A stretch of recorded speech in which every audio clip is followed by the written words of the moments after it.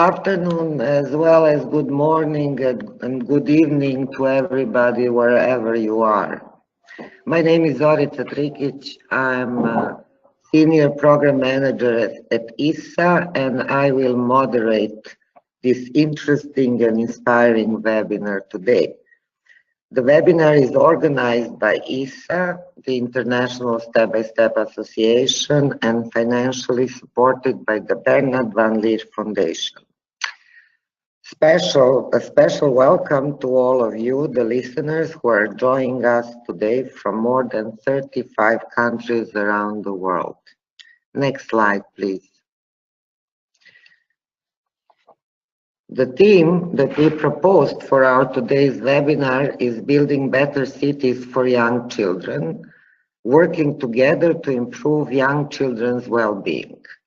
And during the webinar, we are going to focus on the following questions. You can see them on the screen, but they are like how to spark the change and how can awareness around the problem of environments and its effects on young children be raised, and why this is important. Who are the key partners and the best allies at different levels of the system, and how to mobilize them. And we will also try to find, to send some key messages and share main lessons learned for sustainable change to happen. Next slide, please. This webinar will be followed by a one-day workshop offered by Bernard Van Leer Foundation and ISA, which will take place this year in June in Leiden during the ISA conference. We are happy to offer to those of you who registered for today's webinar a special discount for the ISA conference. And we will share more details on how to access this discount in the follow-up email. Next slide, please. We have a very interesting panel today. We waited a long time to have a webinar on early childhood issues with professionals that have a background outside of early childhood. Today we are presenting passionate professionals dedicated to building bridges between early childhood development and urban planning and management. We are glad to welcome Ardan Kokoren. He is an expert for Urban 95 at the Bernard Van Leer Foundation, and he will tell us why this webinar's topic is important and what we can do together to change the world for better. Our next speaker is Simon Battisti. Do you see this little dot in the middle of the whiteness? That's Simon. And Simon is Director of Relationship Center from Tirana, Albania. And he will talk with us about the change, how to spark the change and how to harness political will. Rodrigo Rubido Alonso, co-founder and executive director of Instituto Elos, a non-profit organization based in Santos, Brazil, will join us also, and he will share with us how to mobilize communities, parents, and young children. And we will also have a pleasure to hear something from Vivian Doumpa from Greece. I really hope, I apologize if I'm not pronouncing your names correctly.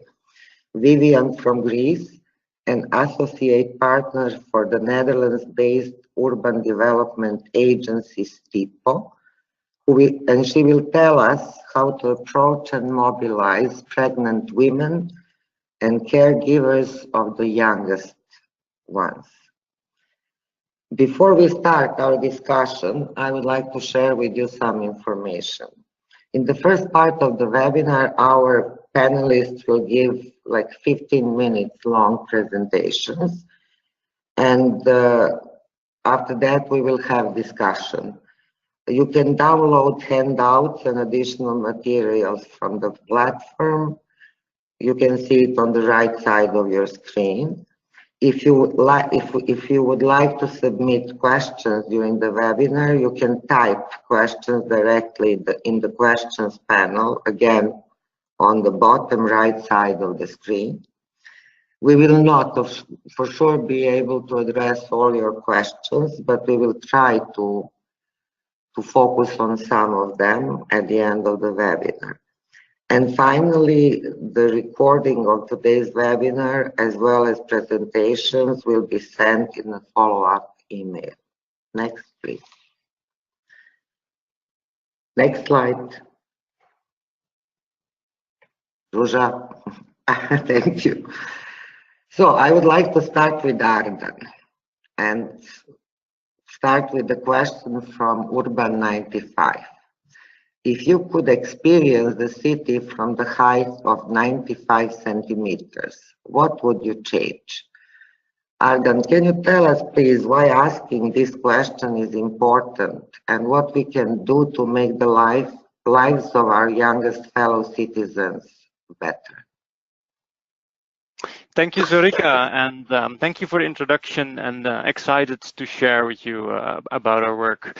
And to start to try to answer that question, I want to start with taking a look at the first picture of the slide deck. I see here a father and his son, and the picture is taken in Bhubaneswar in India, where we do some of our work. And the father is teaching his son to ride a bicycle. The father had a chance apparently to come home from work and through public transport or walk and prepare food, and after that to still have time to teach his son to ride the bicycle in a safe and apparently unpolluted environment enough close to the house to have this moment together.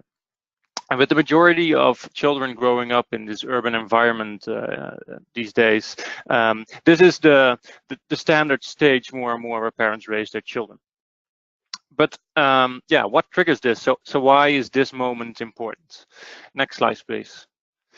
And for that, I would like to read a poem to you from Dr. Concepta Connaty, who is the author of Including All and a famous Irish educational specialist who wrote this poem, and I'll read it out loud. Many things can wait, the child cannot. Right now, his bones are being formed. His blood is being made. His senses are being developed. To him we cannot say tomorrow. His name is today. I think it's a very nice and telling poem, but over the course of the last decade or so, there's also a lot of evidence that is supporting this poem. Next slide, please. Because neuroscientists over the last decades have been using various techniques and brain scan techniques and have come to realize that in the first years of life, all the fundamental brain infrastructure and brain development takes place. And it's in its most rapid development in this period of life. So you can learn things later in life, but this becomes increasingly more difficult. So in essence, you could say that children are the most world best professors, best learners. And they're actually not in a fog of confusion and misunderstanding of what's happening around them that most people thought before. And this is the essence of all later learning and future behavior. So these experiences in early life, they determine if certain genes come to express themselves or not. So genes can still go on and off in these early stages of life. Next slide, please. And this is a huge effect, what happens in these early years. And there's two evidence researches or points that I would like to share with you.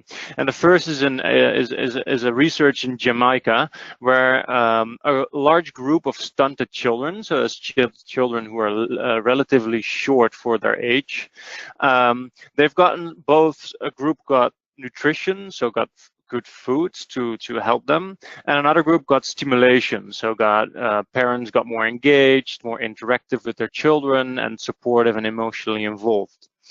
And what showed is that the children who got the stimulation had a 25% higher income when they got a job 20 years later. So research 20 years later looked at their situation then, found out that this group got 25% higher income, but also had completely the same levels of income, work, and relationships as the children who didn't have any stunting at that young age. And this is, of course, wonderful to know for the individual children, that there's something that when we support them, that there's something we can do. But it's for society hugely important as well, because both in the developed and developing world, economic analysis shows that investing in these early years brings the highest rates of return in investment. An economic Nobel Prize winner, James Heckman, found out that for every dollar a society invests in early childhood, we can save back $7 or $10 on later corrective spending that we then don't have to spend. So currently, we're spending corrective spending in our societies on obesity or diabetes or economic dependency or increased violence and crime or substance abuse, which we all wouldn't have to spend our funds on if we would spend these $1 to $7 on early childhood. Next slide, please. And so I hope that there's an understanding on the business case of thinking about these youngest kids in their environments. And so what is it that we can do?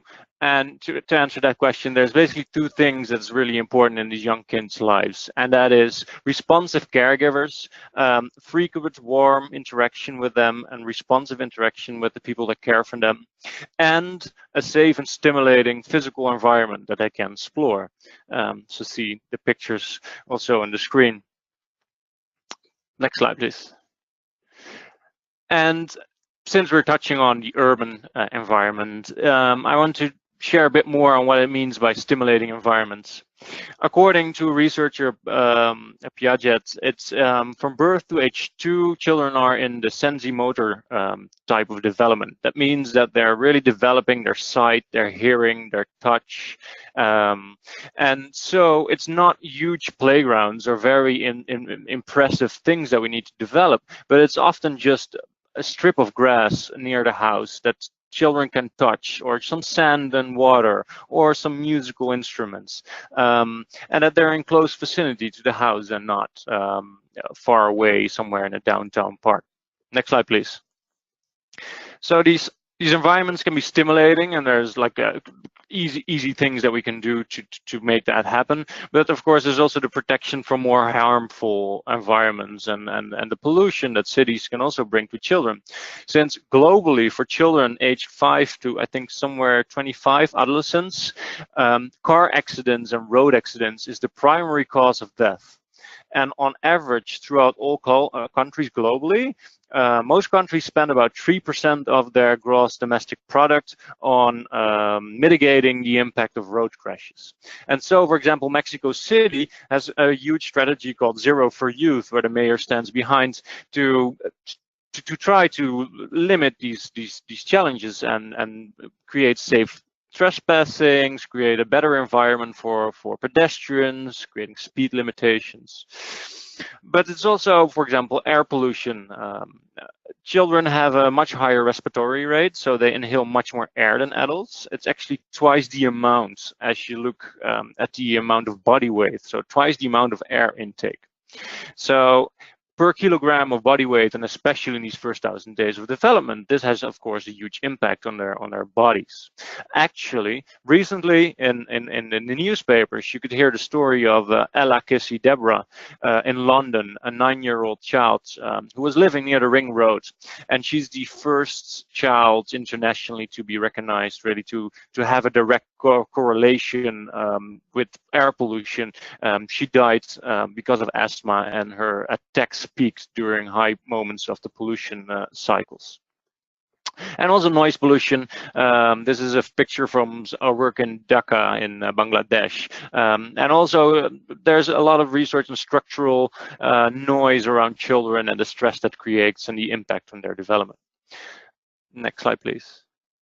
And for the next slide, I'd like to show you a video that depicts the child and his experience in the city. And I'd like to take a moment to have a look.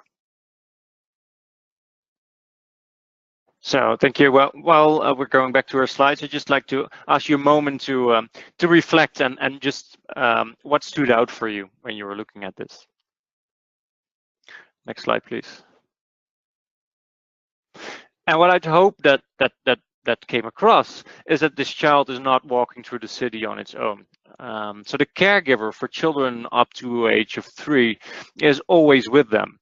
And you could say that the caregivers, and I'm saying caregivers because it not always needs to be the parents, it can also be grandparents or older siblings, but the children are never outside alone. So the caregivers are gatekeepers for these children for going outside.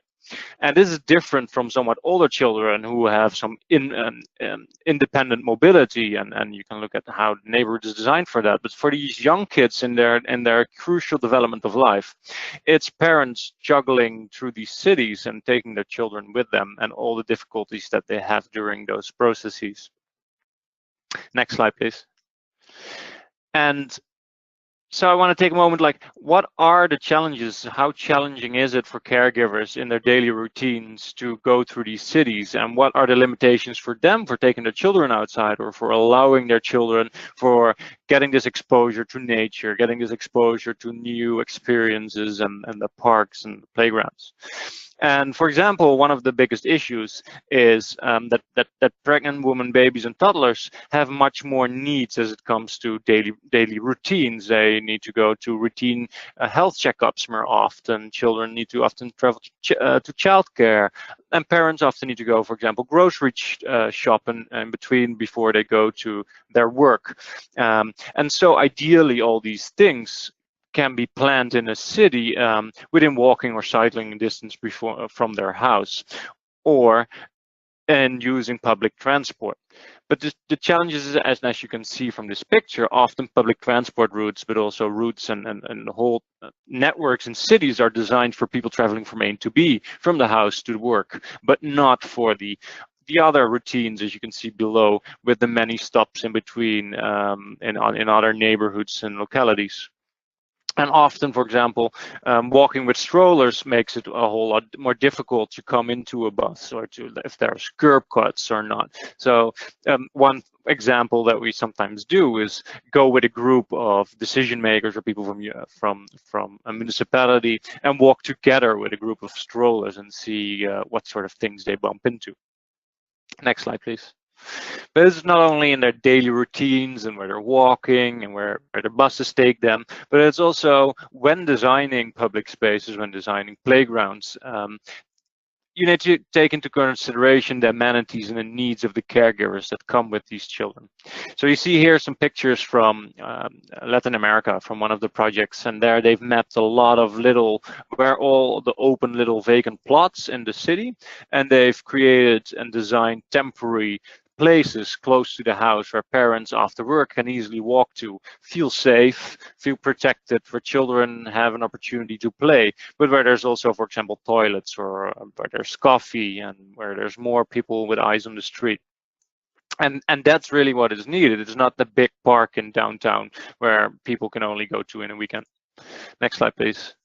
And then there's, of course, also engaging the community, creating a programming, or on the right-hand side, you see a picture of in Sao Paulo that's triggering parents to think about how important it is to interact with their children. So in Athens, another example is they put signs on the roads with ideas for parents how to sing or interact with their child whilst they're on when they are en route. Next slide, please. And so these are trying to sketch some of the contours of the things, how the daily practice and experience looks like in the city. And as the Bernard van Leer, we therefore asked this simple and bold question to urban planners, architects, decision makers. And the question is, if you could experience the city from 95 centimeters, the height of a 3-year-old, what would you change?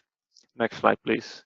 And so we asked this this question to leaders, and we support them through technical support or financial support, and think with them and empower them to look for the boundaries of the system and try to make permanent changes to how we perceive children in the cities and how we design them. And this can be leaders from any sector. It can be leaders from companies or leaders from civil society, from government, but also from academia or universities. Next slide, please.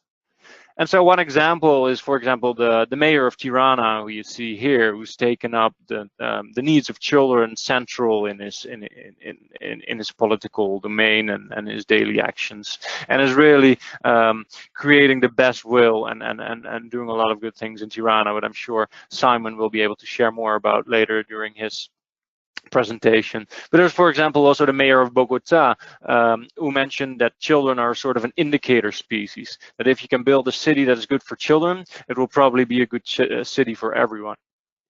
Next slide. But when we're talking about that we're trying to support leaders, we're not talking only about the highest level of government officials. It's also the community leaders or the people in the community who can make a difference on a daily basis. So here you see a community leader and a partner of ours in a town in eastern Jordan called Azraq. It's a group of Bedouin children and a Bedouin leader, and they barely have any access to services, healthcare services, etc. And he's pulling all the resources he can and advocating for getting those. And on the background, for example, you see a little playground that through his support we've been able to place there, and it's currently used by this whole group of children that is barely very over capacity. They're so happy that there's at least something. Next slide, please. But what I hope that comes across through the various examples and slides that just came along is that it's not rocket science. This is something that really can be done anywhere. It's something here you see a couple of places that we are currently operating, but this can happen in India, and there's people in Tirana and Amsterdam and Bogota that are doing all the best they can to make this change and to change the well-being of everyone in cities. Next slide, please. And so I'd like to end with a question that we've also started with and ask them again to everyone here. So if you could experience the city from 95 centimeters, the height of a 3-year-old, what would you change? And it is us recognizing these challenges, I think, to act on them. So when working on your new project next week or next month, I just hope that you take one moment to reflect what will be the impact of your work on families. Thank you very much. Thank you, Arden. Thank you, Arden, for this beautiful presentation, especially for the video. I think that most of us are touched, and we all like to remember how it really looks to enjoy and explore the world. So, next slide, please. So let's go to Tirana and let's talk with. So we all agree that change is needed. So let's start to unpack how we can create a change, and let's start from something that usually makes us scared, and that's how to harness political will, how to grasp the current momentum and build on existing, on emerging political will. So Simon, can you tell us something about that? I'll try. Can you hear me? Okay. I know you can. Thank you. Okay, so thank you so much to Isa for the invitation. And it's really nice to go directly after Arden because he introduced so well the kind of core philosophies and questions that Urban 95 is trying to answer, and us as well in Tirana as an Urban 95 project here. So I won't go into all of the ECD science that we base this on. I'm just going to go directly into how we're working. Next slide, please. So we have, as Arden also mentioned, we have a kind of infant, toddler, and caregiver superstar mayor here in Tirana, and we're very blessed to have a political leader at the executive level of the city who so intuitively understands the importance of this kind of work. And so Tirana, in some sense, is a bit unique, but I think what I'll speak about today is very applicable in any city. Mainly our focus is how do we take that energy and really focus it to be most efficient and to be able to touch the most number of lives. So we just asked this question, what do we do now with all of this political will on our side? How do we act? Next slide, please. So something interesting happened when the mayor was first elected in the summer of 2015. He announced a program of what would be 100 days of work to basically fix the city, which had been sort of forgotten in terms of maintenance. So every week they would post on Twitter about 7 things that they did, 1 per day. And so much of this was about basic improvements to walkability. So basically improving the neighborhoods at the most basic level of just the things like sidewalk paving. Next slide, please. Now, what happened was that those 100 days turned into a year and now stretched into 3 years, basically. And the mayor and his staff have kept on this kind of almost manic approach to upgrading the space of the city, especially in its streets. And what that means is that the department in charge of sort of basic sidewalk construction has almost entered into the realm of design as well. So they'll fix a sidewalk, but then they'll also put in a bench and a tree just because they can. And because they understand that that's a better project than it would have been without the bench and the tree. And the reason that there's a bench and the tree is also because the mayor, it has this kind of constant campaign that the city should be a good place for mothers, caregivers, and their small children, and that those things help them. So, but it's very informal. So it's just that they happen to do it. And so the creation of the streetscape in Tirana today still very much belongs to the realm of repair, as opposed to more proactive design. Next slide, please.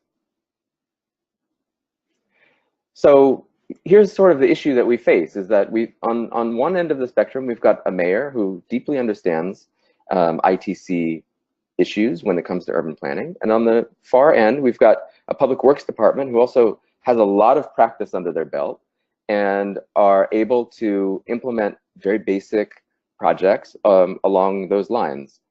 So the question for us is, however, what happens when this mayor isn't here anymore? Which we should face such a reality, because he may be reelected, he might go into higher office, et cetera, et cetera. There's all kinds of, there has been so much work put into the city for the benefit of ITCs, and yet the system of the city itself has not necessarily caught up. Next slide, please. So the first thing that, oh, okay, one more story, sorry.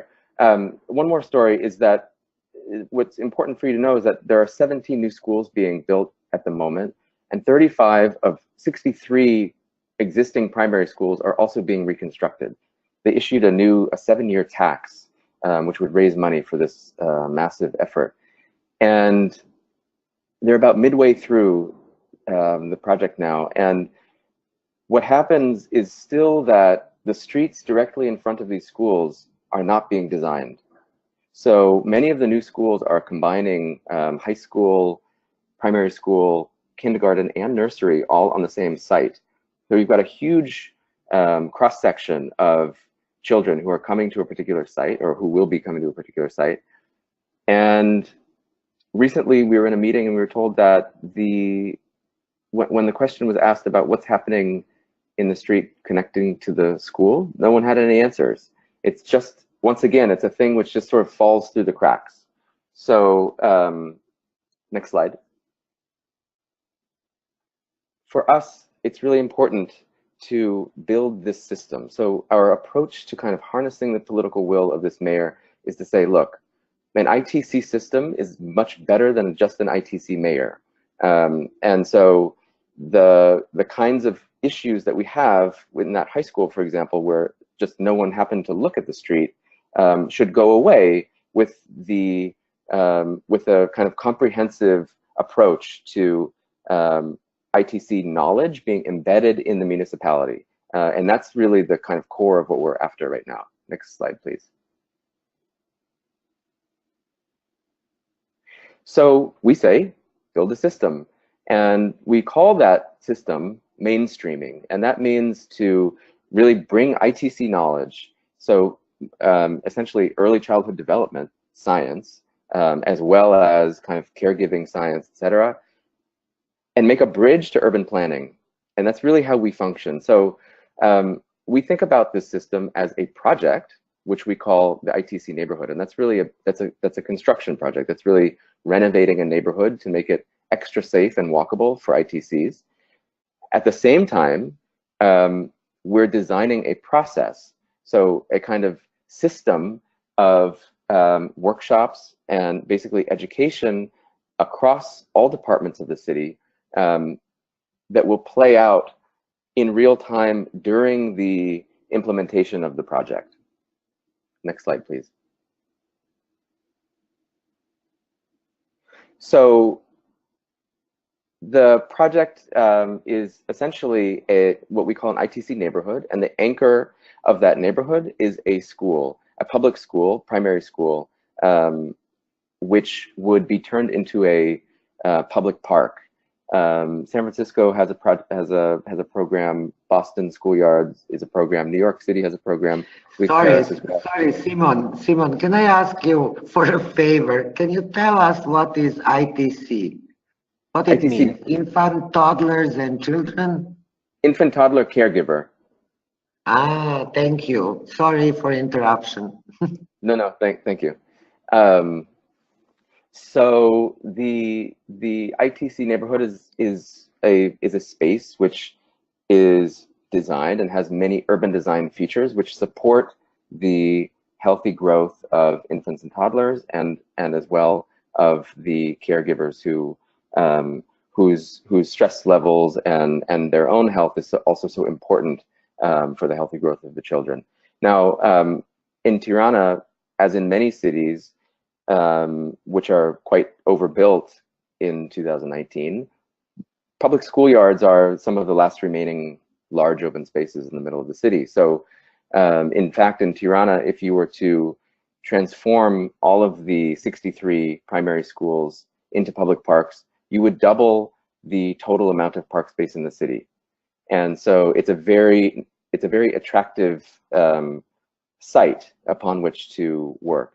Not only that, but as you can see in this photo, which is a school called Mihal Grameno, these schools are very deeply embedded in neighborhoods and they're surrounded by very small streets. So they're very far from large roads for the most part.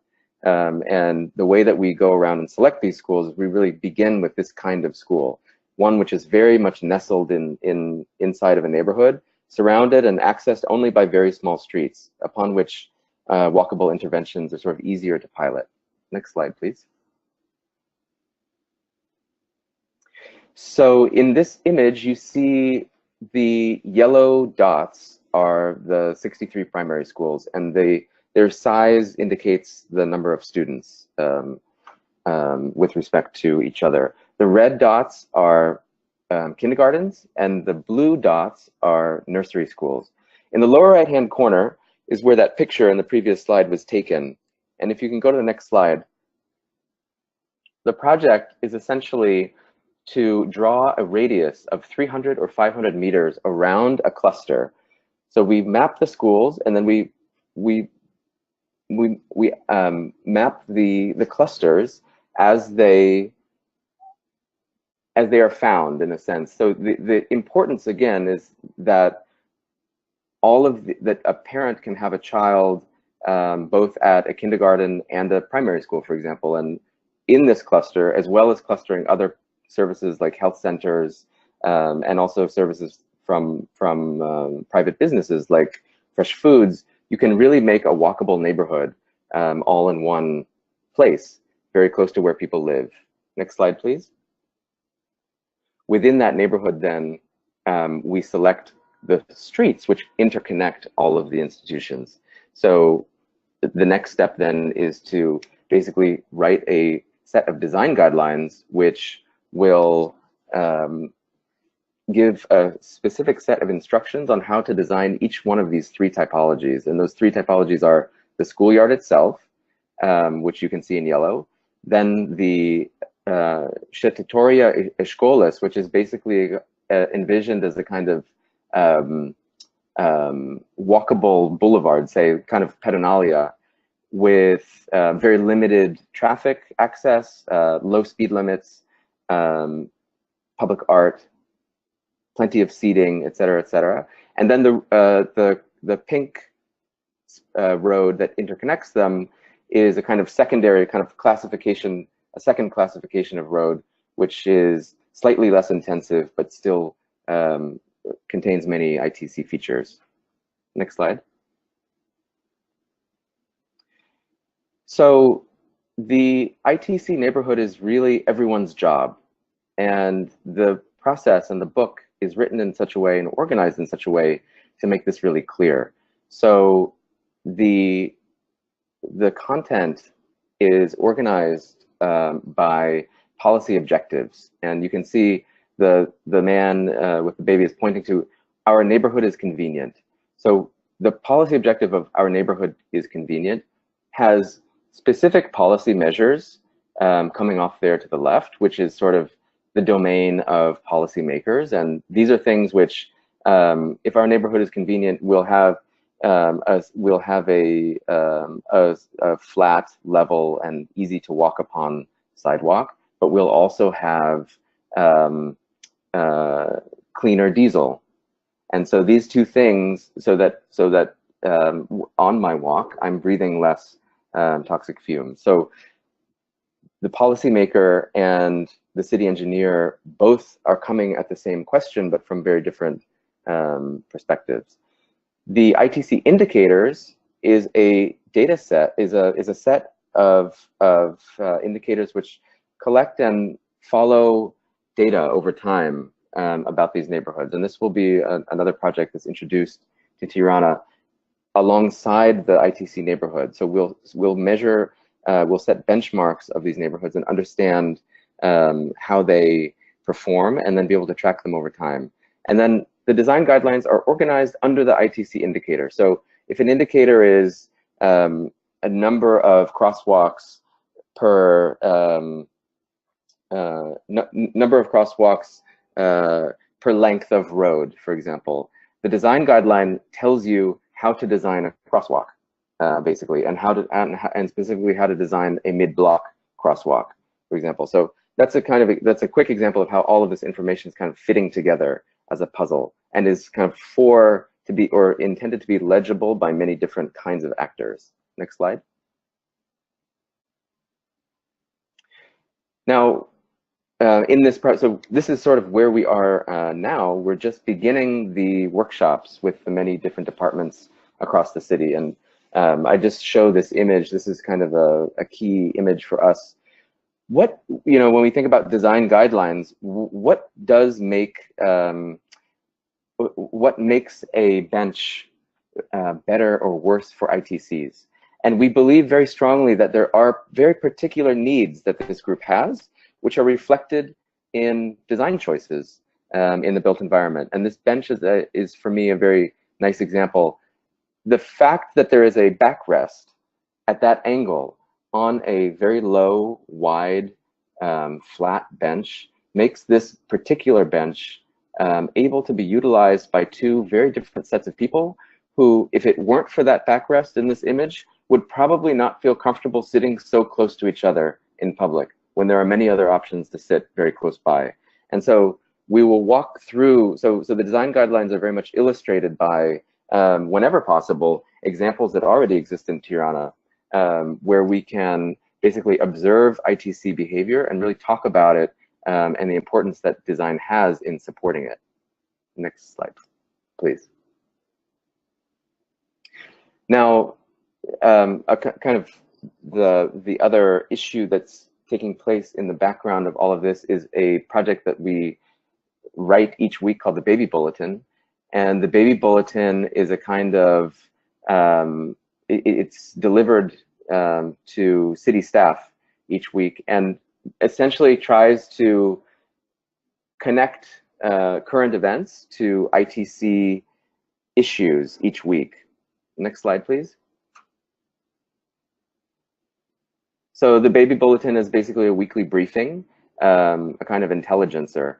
It's delivered to all 6,000 municipal staff, and it goes as well to all the directors of kindergartens and nurseries.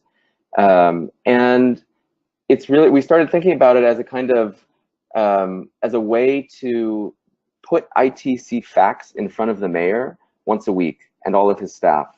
And so when he's at a site, or when any of the staff are out in the field, in the media, speaking with constituents, they can have a kind of set of ITC facts right on the tip of their tongue. And so when kind of sort of confronted with either current events or anything that they happen to be facing at the moment, ITC information is sort of always present. And this is a thing which is just kind of quietly coming into your inbox each week. You can choose to read it or not, but it's just kind of always going to be there. Next slide, please. And so this is something that we think a lot about is, again, this municipality is extremely busy. They're constantly working. They're so overloaded. And when we try to kind of formalize ITC thinking, of course, a common reaction is to say, hey, great, but I'm busy, and you're trying to give me more work on top of this pile that I've already got. So what we try to do with all of these things is just really stay useful and not pressure when we don't have to, only pressure when we really do need something immediately, but arm them somehow, give the municipal staff the tools that they need to succeed within this kind of ITC or child-friendly discourse, which is so present in the city. So one might also expect that with a mayor like this, his staff, though well-intentioned, might just not have the tools. They might want to participate in an ITC discourse or ITC kind of approach, or thinking about young children and their caregivers in their everyday activities, but they just don't have the tools. And so again, it's just saying, here is what you need to be thinking about. It's going to be here, and you know, kind of come to us when you have questions. Next slide. Simon, it's me again. Can you please a little bit? Yes, can you be a little bit more cautious about time? Thank you. Two more slides. Yeah. Okay. So then, just very quickly, and this builds on the previous slide. Is just what we try to do is just always be around. So in the minds of the municipal staff, it's not that we are irritating, but we try to always just be present. Now, when we do these workshops, we first approach the leaders within each department who we understand are very enthusiastic, and we know that because we go and meet them informally first. So we present to them what we're doing, and when we get the good reactions, we sort of keep in touch with those people first, and we really try to build the excitement and ownership among them, and then we bring them together, and they become a kind of cross-departmental task force in a way for the ITC neighborhood project. And then they will have the kind of, we hope that they will have the motivation among them to then inspire up and down within their own departments. And then again, in the background, the Baby Bulletin is being delivered every week. Next slide. Finally, what's really important for us is to always be talking about why, and to connect the kind of work that we're doing in the city with the well-being of infants, toddlers, and caregivers. And to make the point that the work that is going on in the city is often not communicated clearly to citizens. It's sort of because it's happening so fast and there's so much change all the time, the message is sort of about, the message can be quite watered down into a kind of simplistic idea of improvement of the city. But why should we improve the city? And according to whose taste? Because it's so often it becomes just about beautification. So we say it's not about being beautiful, nor is it about kicking cars off the road. It's simply, this is a great street to walk. And the reason that it's a great street to walk, or the reason that it's important to have a great street to walk, is for mental and physical health of the smallest children. And that's really what we set ourselves out to do, and hope that we will see it all come together very soon in the physical project, which then sort of closes the loop. Thank you very much. That's all. Thank you so much. And it's wonderful. We enjoyed in your passion. And I apologize for having to remind you about time. Sorry for going over. No, I'm sure that you can talk about, all of us can talk about these things. When we are passionate about something, we can talk a lot about that.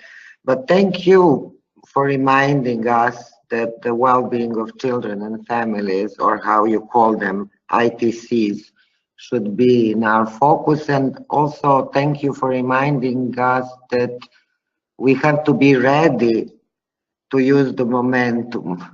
It's not about waiting for political will to happen, to emerge, and then we start thinking what we want to do. We have to be ready for that. Thank you so much for that. Next slide, please. So we know that we are not always lucky to have political will, and we are also aware that this top-down approach is not the only way to spark the change. So I would like to ask our colleague Rodrigo to tell us something about their approach and how they mobilize communities, parents, and children. Hello all, hello Zorica. Thank you for the invitation. Very happy to be here with you and with the colleagues, like sharing about this such an important topic. So in our work at ELOS, we believe we need in this African proverb that says it takes a village to raise a child. So our focus is very much on how we can gather the people, how we can mobilize families and communities to take care of the children. And we had an experience together with Urban 95 2 years ago, I think. And yeah, and here I'm gonna share like the principles that guides our practice. So next slide, please. We work with what we call the ELOS philosophy. It is composed by a 7 steps process, and they are the gaze, the affection, the dream, the care, the miracle, the celebration, and the re-evolution. So this philosophy, and next slide please, it's the basis of the WASE's game. So here we can see the game. It has a game board, and we bring people like in a community to play the game together, and the game is based in that 7 steps that I showed before. And so we have the board to start, and then we, in order to evolve through the game, we need to go out and work outside of the room and to get involved with the community, following the 7 steps. So now I'm gonna to go in more details on how the 7 steps work. So next slide, please. So the first step we call the gaze. So, and it's about learning to see abundance where many see scarcity. So in order we believe that if you want to mobilize people, they are not going to come because it's their responsibility, but people need to first realize that they have potential to make a change. So people move when they believe that this movement, this work has a potential to succeed. So that's why we start by seeing what's good. This is what the gaze is. So next slide, please. So we look to the community. So, and we, for example, this is in Bolivia. So these children are in an improvised school in a settlement that was also an improvised settlement for people who lost their houses in a landslide. And what captured my attention was how children were so well taken care of, even in that kind of situation. So just realizing this protection, people want to take care of their children. They are making an effort for that. So next slide, please. So also realizing potential in terms of resources. So we'll look to the communities and see what do they have in terms of resources. So in this community, this is in our region in Santos, we are like by the sea, and with many communities like fishermen communities here, for example, they have a lot of bamboo. So this may be a resource, something that may use. Next, please.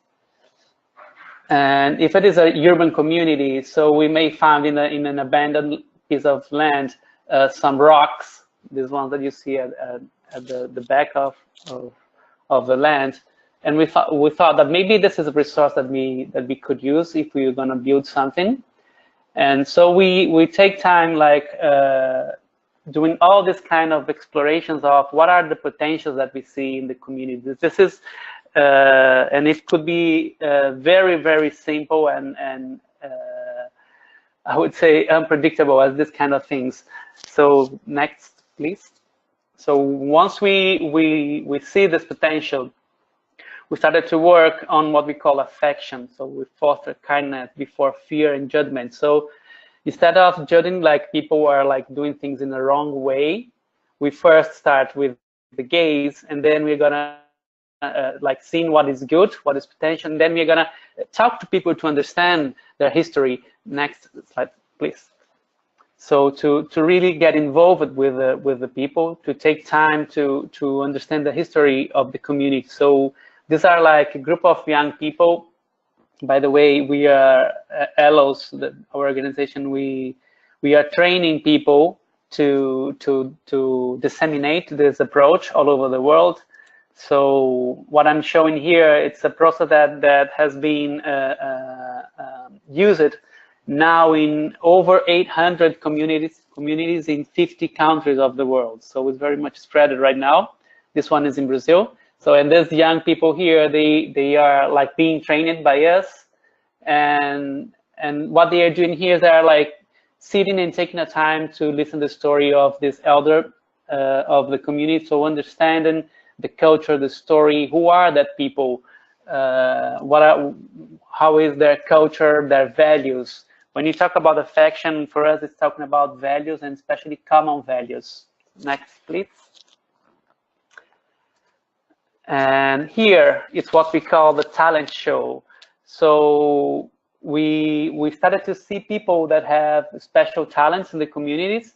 So we bring them together to show these talents to the whole community. So this is in Bolivia. So these two ladies, they are very good weavers, and they were like being part of this talent show, presenting their talents. And this event, the young people are also young people that were being trained by us in Bolivia, the ones who are standing. And it gives to the community this sense that there are many people who have power that can do something for the community. So even the children. So next slide, please. So also acknowledging the talents of children, for example. So next, please. So once we know about these resources, these talents, and we have this relationship with the people, is when we talk about the dreams. So the dreams, it's because people need to have a beautiful and inspired vision of how the future could be. So they know to where they are going. They have a reason to. So we value dreams as the best impetus to create change. So it's beyond talking about problems. So we deeply believe that more than knowing about the problems, we need to know the future that we want to live together beyond problems. So this is what the dream is about. So next slide, please. And we're going to listen to dreams from different people, from mothers and also from the children. So next slide, please. And children knows very well, and they have these beautiful images of how the community should be. And so it's really beautiful to talk about dreams with children, and especially with the younger they are, the best. So after some time, the schools and families tell our children that dreaming is something that it's for, like, it's too naive. So life is hard until you don't have to dream. But for some time, people believe that they can dream, that dreams can be realized. So we trust that also, and we use a lot of this energy from them. Next, please. And in one point, we bring the whole community to dream together and to share the dreams they have for the community, and to find a common dream that they want to work together to make it come true. Next slide, please. And it's not so difficult to find a common dream. So when we have a common dream, we go to the care, and the care is when we plan together. Taking care of ourselves, of each other, and then the common dream simultaneously. So next, please. So especially when we want to mobilize the community, so we try to work with something physical. So really building something together. So here they are designing a park of the community. So there are 4 models, because we had 4 groups designing, and in this picture they are discussing and building a common proposal, like using the best ideas of all the groups. So this is what the care is about. Next slide. So we can see this happening in different places. Next, please. Yeah, so children participate in this process of designing. Yeah, you can go to the next. And so again, in a different community. So once we have the project, we need to make it come true. And we call that the miracle. So we work hands-on, cooperating to make what we dream together a reality. And in talking about, you can go to the next, please. Talking about mobilization, we believe that to have people mobilized for a long period of time, we need to have results in short term. So this is what the miracle is. So sometimes in 2 days we make a dream come true. So here in the community that we had bamboo, next slide please, we may end up like building a playground with the bamboo that they already have. So next one please. Using like their talents and resources. So the rocks in that piece of land became benches in this park. This is the park that you saw people designing the model. So next slide, please. And this is the result of a one-day work in this community. Next one, please. So children participate. This is in Spain. Next one, please. So children may plant their own garden. So next one. Together with the mother, their parents, and their neighbors. Next one, please. This is in Barcelona, Spain. The next one, please. So after like doing something with this so special, we need to celebrate. So we recognize and celebrate individual contribution to the collective achievement. So next one, please.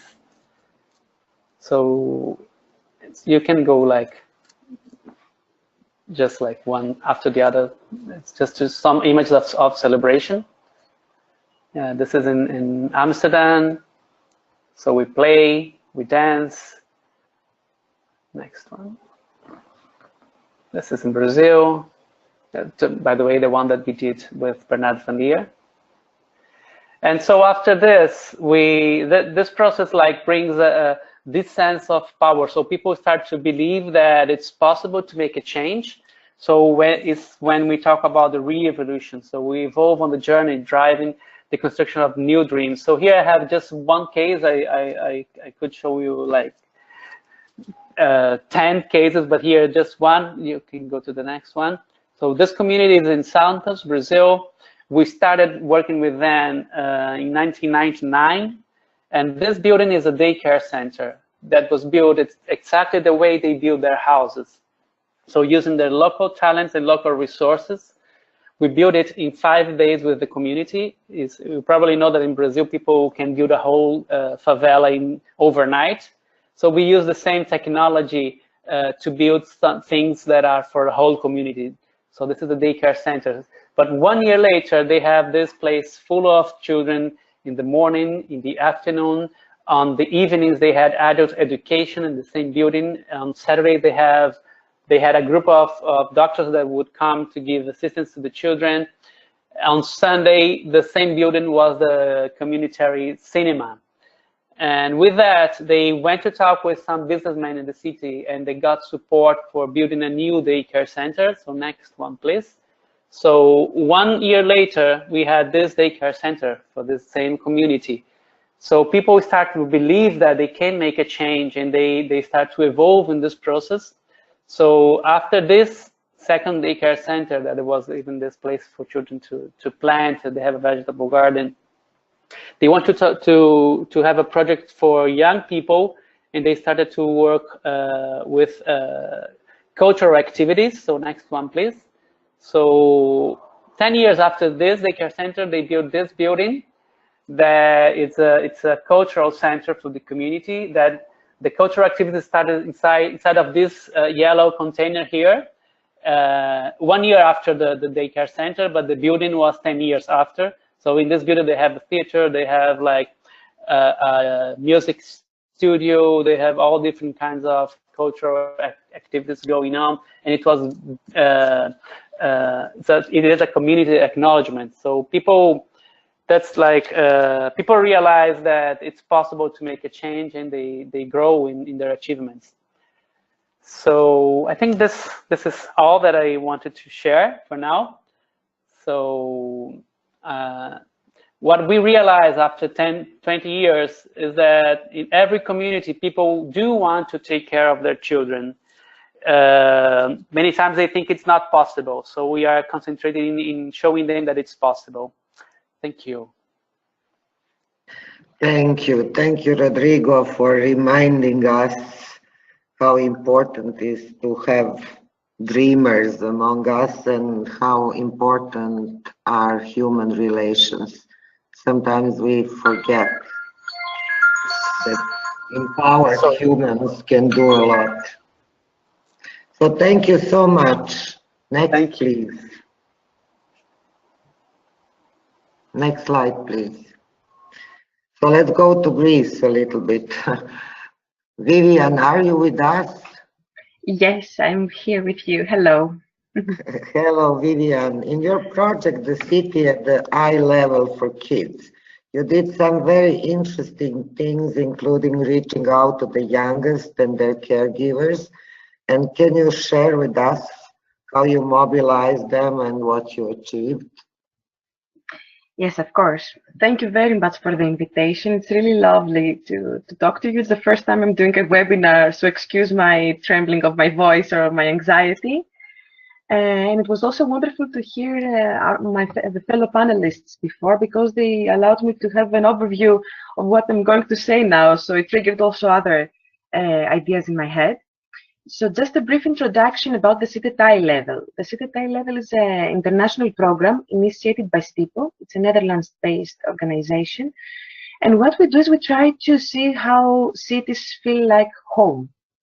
So we're trying to do that not by only activating our own knowledge, but activating the collective knowledge. So what we did like 4 or 5 years ago is we initiated a call around the world to send us ideas, projects, policies, whatever each person has, around the topic of the City at Eye Level. It has to do with the experience of the public space, not only about the public space. It can also have to do with the buildings, how they feel like. what the shops are on the ground floor, how we live on the ground floor. So from this book, we managed to collect an amazing collection of ideas, of topics of practice around the world. Vivian, sorry for interrupting. Do you need Zsuzsa to change slides? I will let you know. Yes. Okay, thank sorry. you. Yeah, just a brief introduction. So by the time we launched the book, we started spreading it around and presenting it. And at some point, we talked to a partner of ours at UN Habitat who works with children. She said, "You're missing a very important angle. You're missing angle of the children. How children feel about the seed at eye level." And that was a challenge for us. So by the time we realized our challenge and we accepted the challenge, we found the Urban 95 framework.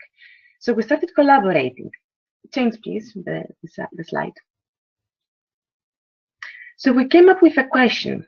How would our neighborhoods and public spaces look like, function, be used, and be managed if they were planned and built from a child's perspective?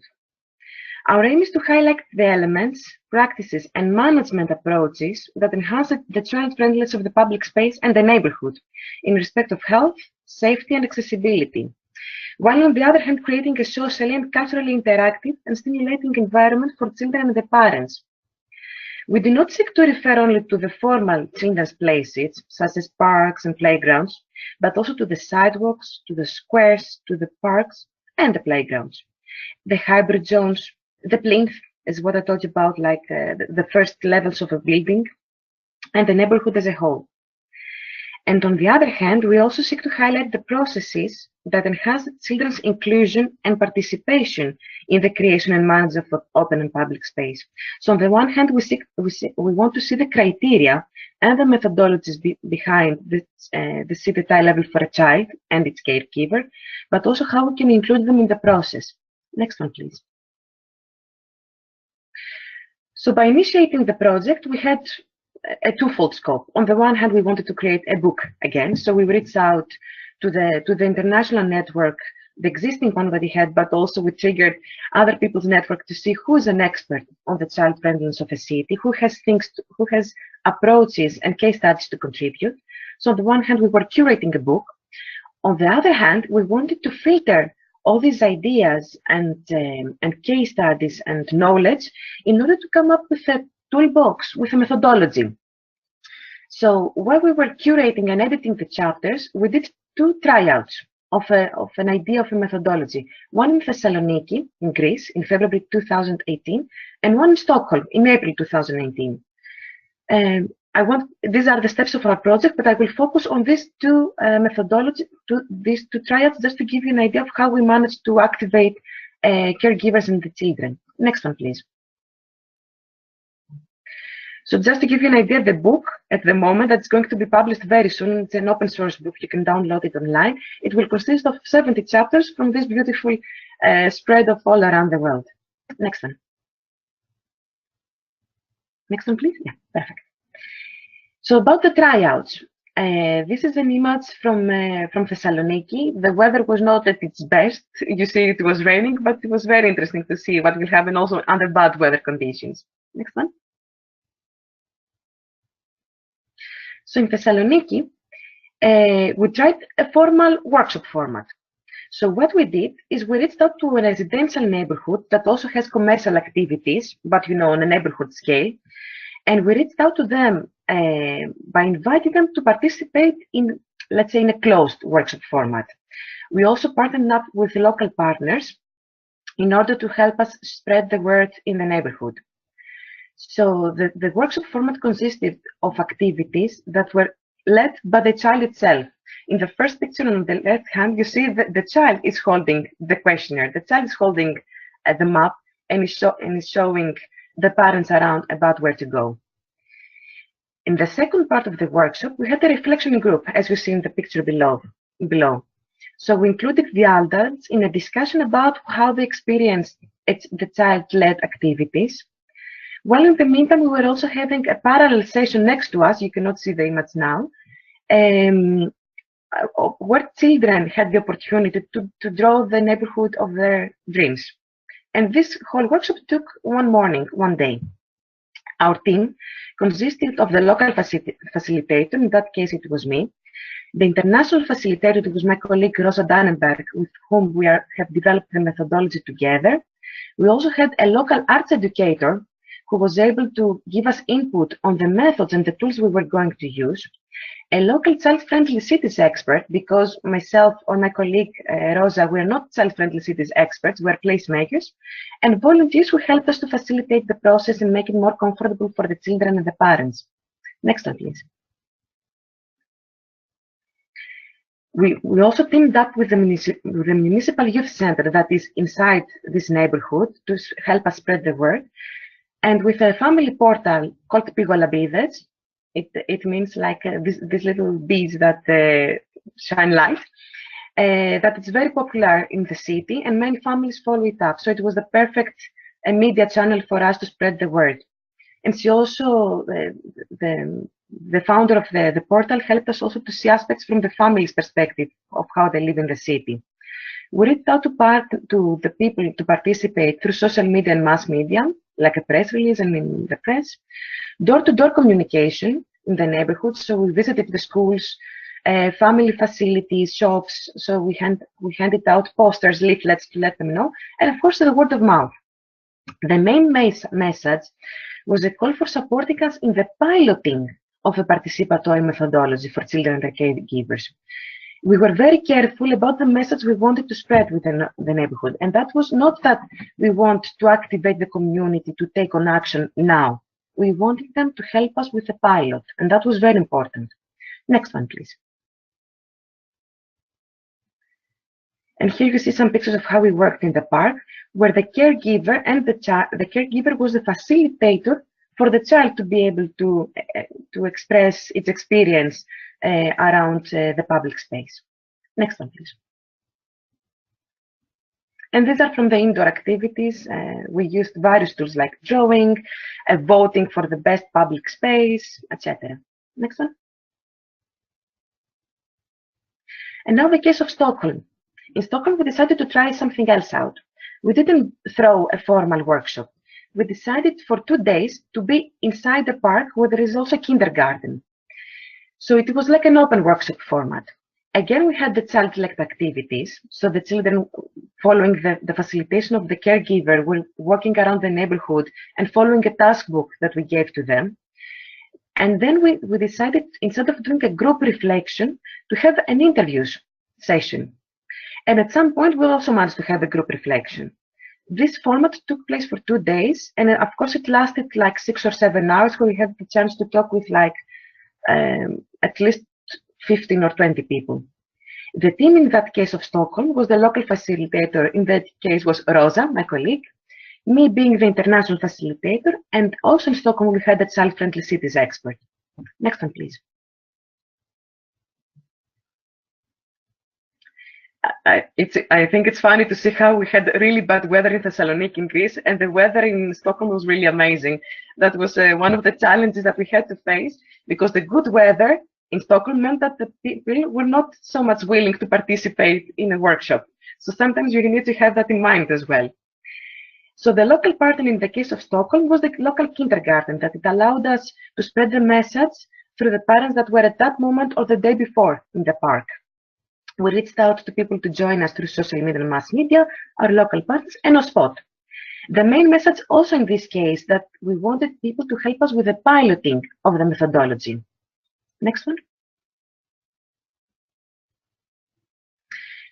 So again, here we had the facilitator was the caregiver with the support of ours. So this is how they were looking at the elements of the eye level of the child, together parents, caregivers, and the children.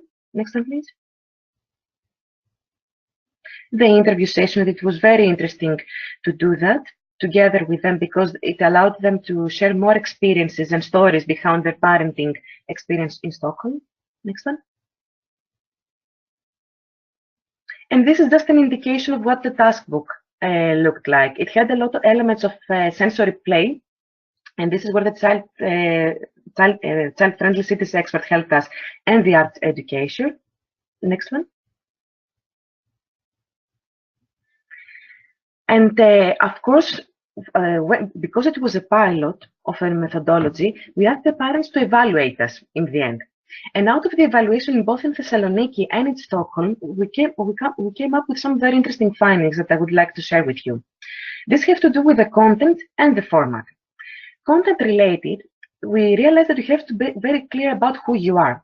The fact that we are an organization, that we collaborate with a foundation and with local partners. It was very important for parents to know who we are. The next one was to be honest about the scope of the invitation. And this is why I have highlighted the fact that we wanted parents to help us with the piloting of the process. It was not a workshop to build a community. And that was very important to be honest about it with them. And build up the right expectations. So when the workshops, from the beginning of the workshops, we said to them that yes, you will suggest to us some proposals, but it's not in our hands right now to implement them. So that was also very important to them so that they won't have high expectations of their proposals being implemented. Of course, it's important to highlight both serious and fun aspects, so the importance of participating in such a process for them, and while in the meantime having a fun family time. Be clear of what they will get back by their participation. For instance, that they will get to know more parents in their neighborhood, that they will get knowledge about these processes or how things work when you work with public space. They will receive material in return, so we offer them the workshop formats and images, and of course access to the partners that we had. And we were also clear about the potential follow-up steps. So we informed them that there will be a book after that, there will be a methodology, and you can stay in touch with us. Format related, we realized that it was very important for them to know the duration, the location of the workshop, the actions that will take place, and what the flow of the workshop will be. They needed to know that they will feel comfortable and safe in the environment, either being outside in the field or inside the workshop location. They needed to have the preparatory material before and as a follow-up, for example, images. And something that we didn't know is that the caregivers needed some time to familiarize with the space before taking action with the workshop itself. Next one, please. This is just an indication. I won't read through. These were the information that we were sharing with the potential partners before the workshop began. So this was in our leaflets, it was in our press releases, so that people will know what to expect. Next one, please. For instance, here you see that we have set a table where the children, if they were not interested in participating in the workshop, we had some fun time drawing, we had food, we had drinks, there was table, there was balloons, and on the tree on the right, you see that we have also noted the times. We indicated the time that the workshops will take place. Next one. And then generally about the approach and the methodology. We saw some difference between Thessaloniki and Stockholm, and we realized the importance of the sociocultural context and the parenting culture. They're very critical importance. And so we realized that we wanted to have an interdisciplinary approach. So that's why we have invited child-friendly cities experts, where we have invited arts educators to help us with the process. And it was also important of how we will do the follow-up with all the partners and the parents, and how we in the end of the day we kept the local partners activated throughout the process and in the follow-up. So now that we will be publishing the book, all of these people who participated and allowed us to have their email addresses, they will remain in touch. We will inform them about the book, and we will keep them up to date with the next steps. Next one. So these were some main elements of what we have done in order to activate the parents and engage them in the process. Regarding the key learnings of the whole project, so what kind of design criteria we came up with, or what our overall approach is about the city eye level for kids, please you can have a look at our website. You can follow us on Facebook or send us an email on the city eye level, stipo.nl. Next one. And thank you very much for your attention and engagement. Thank you, Vivian. Thank you, Vivian, for reminding us that it's never too early to start to involve people in making decisions and creating their space. And thank you also for reminding us how important it is to be inclusive and to show respect for diversity, because you were mentioning parenting culture. Can we move to a next slide, please? So if I can make a short, brief and fast summary, it seems that what we have learned so far is that sparking change requires cooperation and building alliances. And those alliances should be on different levels of the system and across different professions. That interdisciplinary approach is very important, as well as sensitivity for the local context. And that above all, it's crucial to have dreams, to dream big, and to listen to the voices of the youngest fellow citizens, their caregivers and communities. And since we are almost running out of the time, I would like each of you, and I'm going to start with Rodrigo, one message for people who would like to start working on this issue. What would be one message, one sentence that you would tell them? Wow, if you want to start, one message. I would say to form a group to get people together, a small group of people that have the same will, and then the second step would be to listen. If you are going to work with the community, to go and listen to the people, to really understand the context and before proposing anything. So maybe this is one message. Thank you. Ardan, what would be your message for those who want to do this work? My message would be that both in terms of the needs and challenges, as well as when involving the community, that caregivers are absolutely crucial in their needs and in their involvement.